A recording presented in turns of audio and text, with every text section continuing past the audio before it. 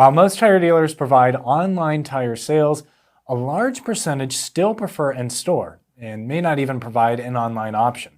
So what's the difference? Let's talk about that.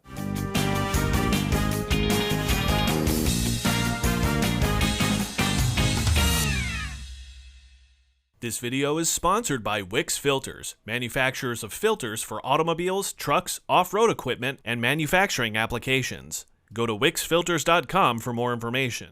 Hello and welcome back to Rollin with the Numbers, where we present you with data that gives tire dealers information to keep their tire business rolling, based on research conducted with our independent tire dealer audience and beyond.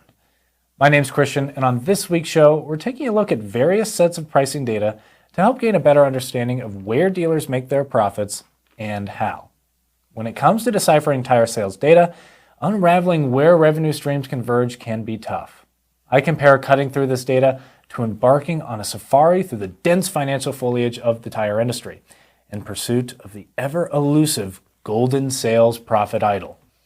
I mean, figuring out what to charge for services to provide at the point of sale, and adapting to the ever-changing tire landscape is a tall task, and it can get confusing. However, worry not, Rolling with the Numbers explorers, for I am here to decode the data for you. Many tire dealers have established some sort of online presence, but not all. It's true for the majority of our tire dealers who took our survey too, but more than a third, 36%, are still committed to the in-store brick-and-mortar tire selling experience.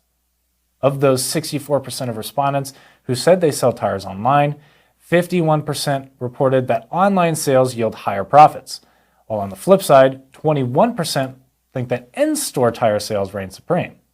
28% of respondents who sell tires online believe that online and in-store tire sales offer comparable profit margins. So, with more than half of our respondents reporting higher profits via online tire sales, why do more than a third of our respondents stick to in-store tire sales only? Aside from the obvious issues like shipping costs, the data detailing in-store service pricing and profits might have something to do with that. When tire dealers sell tires in-store, they build trust and relationships that can bring customers back for installation and other future service needs. That connection suffers when customers buy tires online from you. That's a big checkmark in the pro category. The con, of course, is that you're missing out on the wider customer base that you find online. Another pro for in-store sales, more upsell opportunities.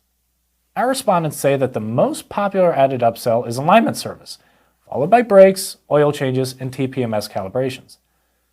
When a customer buys a set of tires online, it will be more difficult to communicate the importance of future add-on services at the point of sale, and it will be tougher for you to get them in-store for those actual services. That being said, in-store tire sales also increase the likelihood of installation happening at your shop. Among our respondents, 53% say they charge anywhere between $76 and $100 for tire installation, and a combined 33% said they charge even more. Not to mention the cost of labor for passenger vehicles, our respondents say they charge $87 per hour on average. While most of our respondents do have an online and in-store presence, figuring out which one to hone in on could be tough.